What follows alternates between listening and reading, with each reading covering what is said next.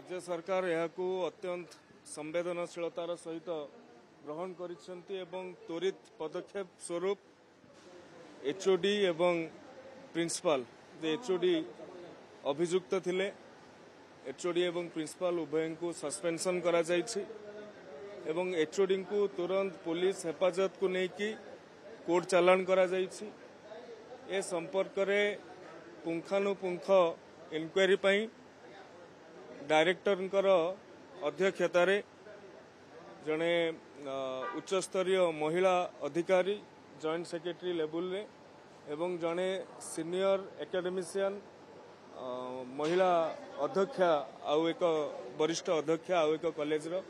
सेमानकु नेकी एक कमिटीर फॉर्मेशन होईछि एवं ये सस्पेंशन परे कमिटी रिपोर्ट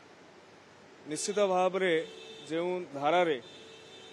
घटनाटा जना पड़ुछि आमे ए कथारे कठोर रु कठोर कार्यानुष्ठान नबाकू पछेबू नहीं। भविष्य रे ए घटना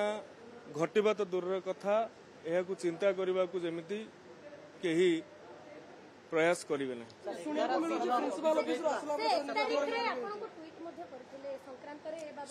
प्रिंसिपल ऑफिस रु आसिला परे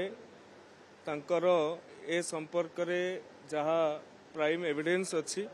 जना पड़ुछि से आत्महत्या उद्यम करिसेंती। मु निजे एम्स को तांकर त्वरित चिकित्सा एवं उन्नत चिकित्सा पई आलोचना करी ताकू तदारक करी माननीय मुख्यमंत्री सहित मध्य संपूर्ण घटना को नहीं आलोचना कर सारी एवं सरकार आभिमुख्य एभली घटना जमिति भविष्य रे न घटिबो एवं जो समय से झीटी रिपोर्ट करी गवर्नमेंट को कौन पाई